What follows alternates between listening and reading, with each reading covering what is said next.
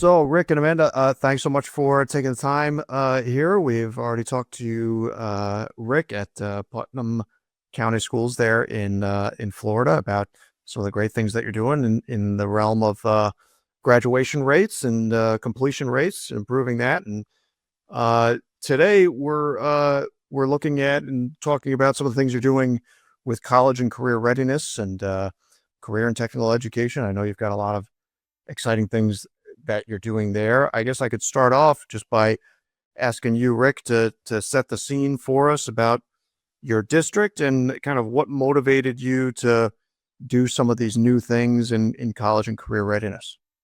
Well, Kurt, thanks again for having me, and I brought one of my resident experts with me today, Amanda Burning, and she can introduce herself in just a minute. But again, I'm the superintendent, the elected superintendent of the Putnam County School District here in Northeast Florida, just about 50 miles south of Jacksonville. And like I said before, we're a district of about 10,000 students. Last time we talked about our tremendous growth in graduation rates from 55% to 92%, largest increase in the state. But, the way that relates to what we're going to talk about today is we really provided some systematic improvements in providing our students some opportunities that they really did not have before. And that is with acceleration and a lot of our career opportunities. And to me, that's so important because it gave being in school some relevance. Instead of just being in school just to graduate on time and to fill a seat, our kids actually saw there was a means to an end. And whether they were going to a college, whether they were going to, get a certification and, go into some type of career field, we wanted them to know that every class they took had some type of meaning and that there was something truly beneficial for them when they crossed that stage. And I think what we'll end up talking about today, and Mandy can really get into the details, is, there are certain certain schools in our district that maybe provided certain programs. For example, one of our high schools, Q.I. Roberts Junior Senior High School, is a magnet program for Cambridge. And we had students who wanted to go there, but would have to be transported 40 miles one way just to get to that school to have that opportunity. And my thinking was to really be equitable, we need to provide those type programs across our county. And so in response to that, we provided the Cambridge program to the other side of the county, which is Crescent City Junior Senior High School. So now we have two high schools that offer Cambridge programs or ACE diplomas. And then our other two high schools, Palatka High School, Junior Senior High School, Interlochen Junior Senior High School, offers collegiate high school or dual enrollment. So we wanted to give our kids a choice as far as acceleration goes. And then as far as our career programs, we've expanded that as well. 3 of our comprehensive high schools have building construction academies and other programs such as welding, automotive, agriculture, and some of those traditional programs. So again, we gave graduation a meaning or relevance for our students. And I think that has really added a lot to our entire district, and I can't be more proud. Well, I think we really tried here to listen to our community and to use data, labor market data, regional data, to really think about programs that students have a chance of either going to further their education based on that career path, or step into a job in that career path. I'm on the board of directors with our local chamber of commerce, and just being an elected superintendent, it's really incumbent on me to be really out there, among our people, listen to our people, by virtue of, that's how I get elected, is by being connected. And So I make a lot of connections through the Chamber of Commerce. I belong to a number of civic organizations. I'm involved in the community. And I think just by virtue of being available, people can feel free to come up to me and say, hey, we have a real need. That's how we started advanced manufacturing that Miss Bernie talked about.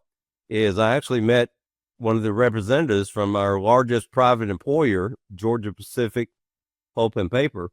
It came up to me and we had that exact conversation. We're losing people. We need the school district to help us out. And you know what? It's more than just a conversation. Georgia Pacific was willing to front us some funding for some seed money, if you will, to get the program started. Because, it takes money, it takes resources, especially in that area to buy the equipment, to hire a teacher. And once you get those programs off the ground, and Mandy can really speak to this, it can actually sustain itself with the weighted funding we get here in Florida. But again, you have to have those students in the program. You have to have those students earning those industry certifications to receive that funding. So, but the big thing is getting it started. And we've gotten money from some other benefactors here in town to start the programs. And then we've received funding from our state legislature, because that is a big priority of our state and our governor. So again, that is something we've gone to, the state to ask for money. And once we get it started, it's pretty self-sustaining after that. To me, one of the most important parts of my job is for kids to see what's out there for them. Some of our kids just have no idea. They never even crossed the bridge that's in our county to the other side. They're poor or whatever circumstance. They just may never cross that bridge, literally. And so to me, my biggest goal in my job is let's show these kids what's out there for them. Let's show them the opportunities that are available for them. And so having that business partner come into your classroom and talk about a company that is here in our town and how they do things, I mean, you can spark something in a kid that they would have never even thought of just because they didn't have the experience of going to that business or knowing somebody, but now they have that connection. So, Kurt, if I can tag on one thing that Mandy said, about 5 years ago, we brought the community together and went through a process where we wanted the community to tell us what are those attributes, what are those skills and things those behaviors that our graduates need to have to be successful in our community, in our county. And it was really a great exercise. And what came out of that was what we called a portrait of a graduate. And there are 6 attributes, if you will, and I'll read them to you, that our community expects our school district to instill in our graduates. And they are an engaged collaborator, an innovative problem solver, a fearless learner, a resilient individual, a global citizen, and a confident communicator. And I guess you can call those soft skills, but those are things that not only do we teach them the skills and the things they need in those certain trades, we also work on these soft skills where they can be able to present themselves and really be a part of our working community.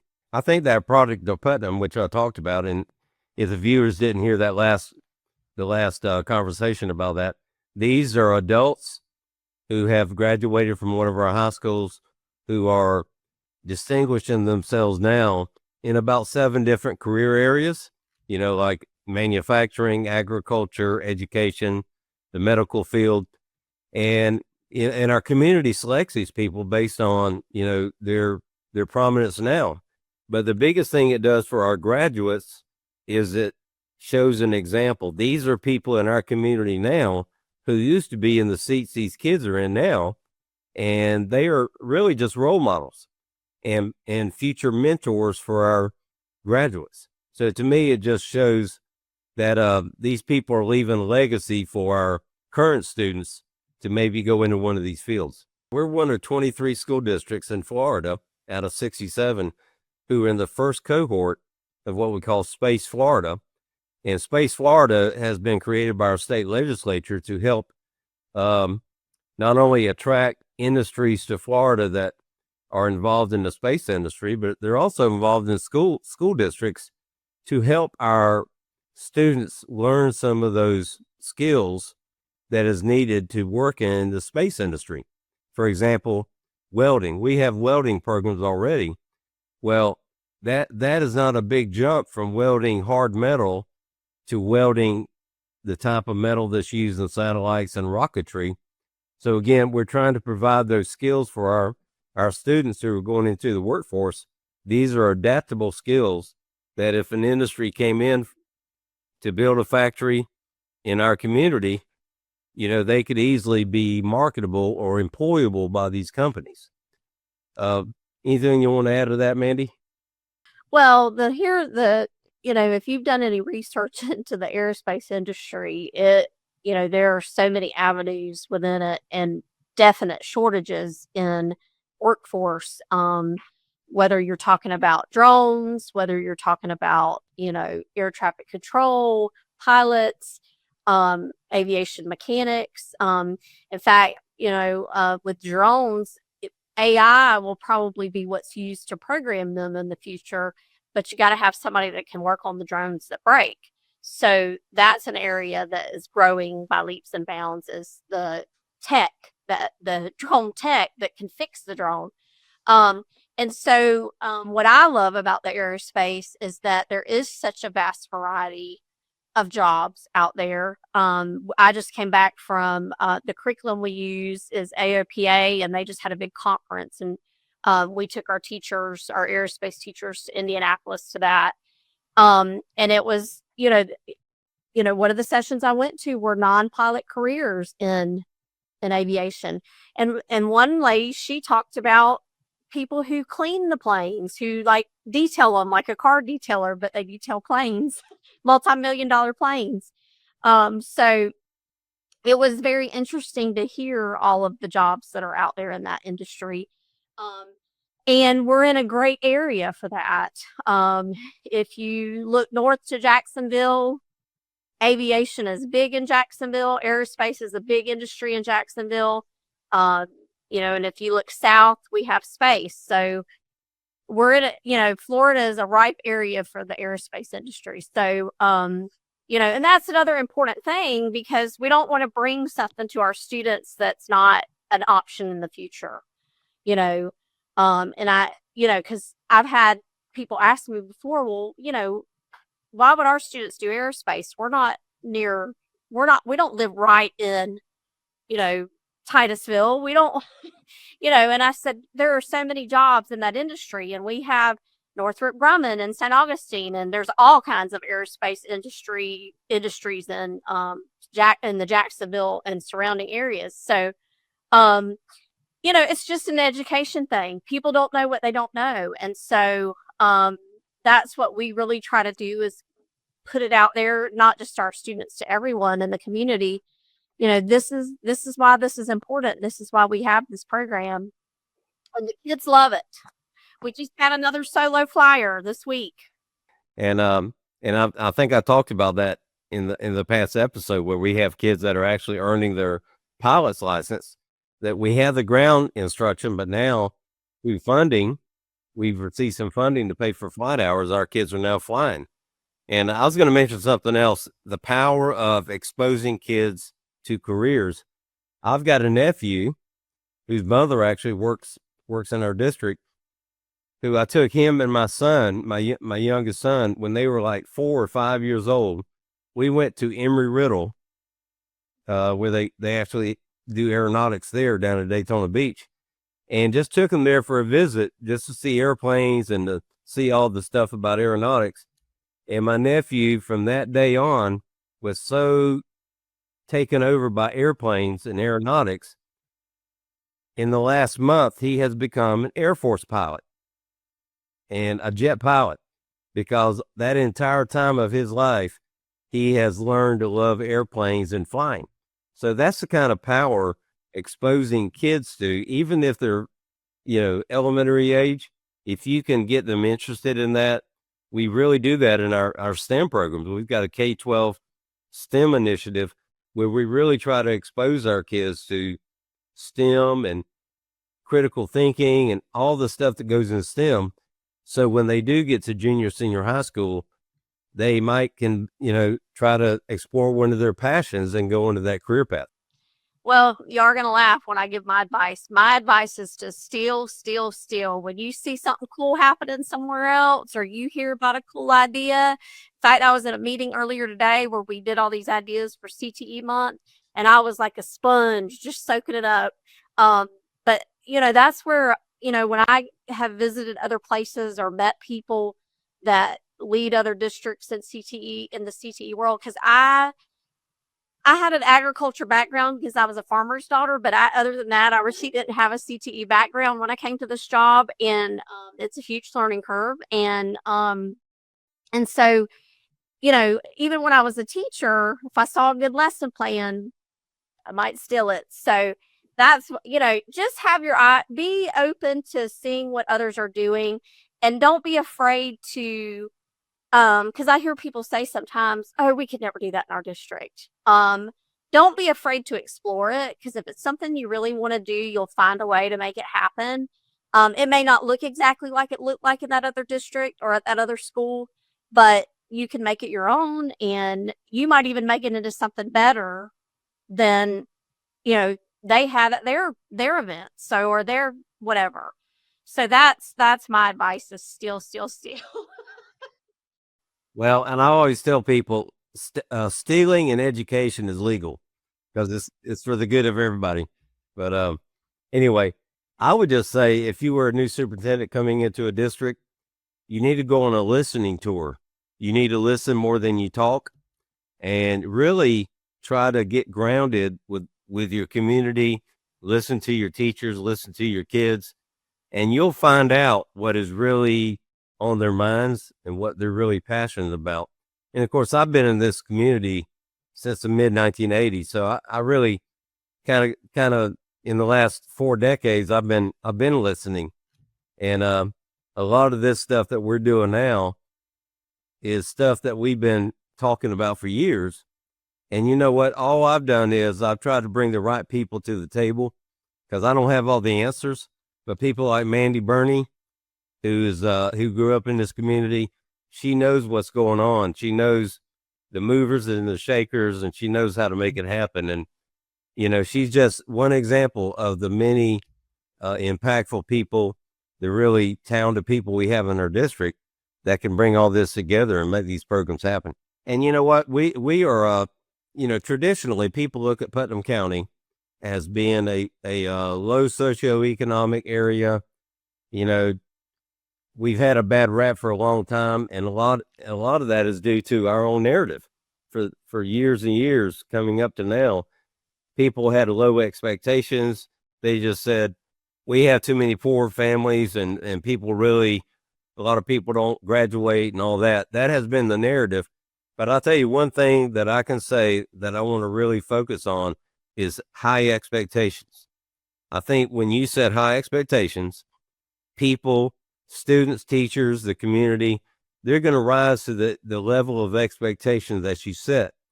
And we have set a high bar in our school district. And what's really great is our people are rising to that. And I think we have been a economic driver in this community, because right now in Putnam County, we are about to explode industry-wise, population-wise, development-wise. I mean, we have so many things going on. We currently have 5 schools under construction, and we're providing brand new state-of-the-art schools so when people move here, they can have great schools to go to. So again, raising those expectations, I think, has been a really impactful thing in our community. And Mandy, what do you think, having lived here all your life? What do you think would be your take on it?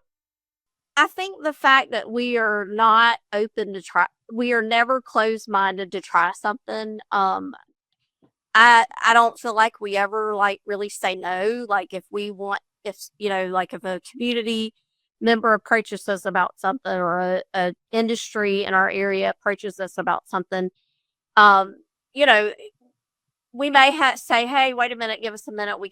Let's see what we can do with this." But we're always looking. We're kind of we're yes girls. We're yes people. Um, and then I think we have great teachers who, I'll give you an example. Our advanced manufacturing teacher, she is chomping at the bit to add logistics. Logistics is a huge, huge industry in our region. And so she's chomping at the bit to add it. And so we want to go look and see, are there other schools that are offering this? What does this look like? And so we've told her we will explore it. Same thing with the aviation mechanics.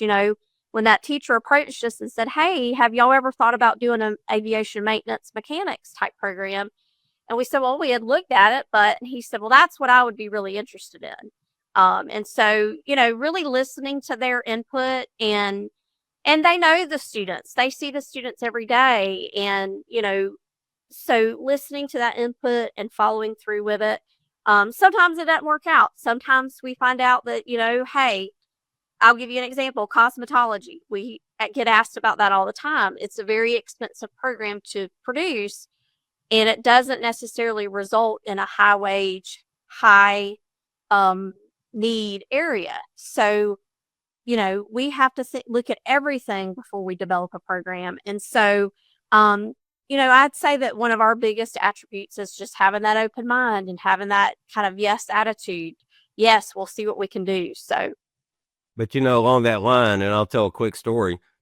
Years ago, I went off to a conference, and I learned about how important having cybersecurity, teaching about cybersecurity was to our high school students. So I came back and I talked to my cabinet, and I said, okay, we need to start a cybersecurity class. And the people around me, who are a lot smarter than I am, said, that sounds great, but you have to build capacity. You can't just start a class and expect kids to show up and then know everything about cybersecurity. So out of that conversation really started our K12 STEM program, because we knew in order to, for kids to learn about cybersecurity, robotics, drone, all that, we had to build capacity all the way down to elementary school and expose them to that. You can't wait till they get in 10th or 11th grade to expose them to that. So I think that's another important thing throughout our college and career programs, is that we build capacity where we start early, and by the time they get to the age where they can choose that as a career path or decide to go to a college, they have already been exposed to that, and we've really built that up along the way. But when we started our aeronautics program, Kurt, the first year we started it, it's kind of hard to find aeronautics instructors, but we had one in one school. But like Mandy said, other schools wanted to be involved in it. So we had to think outside the box.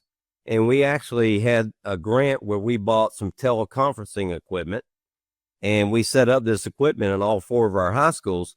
So we had one teacher teaching 4 aeronautics classes in 4 different high schools at the same time. And you know what the hardest thing of that was? Trying to get all the bell schedules in all 4 of the schools on the same exact schedule so you could do that.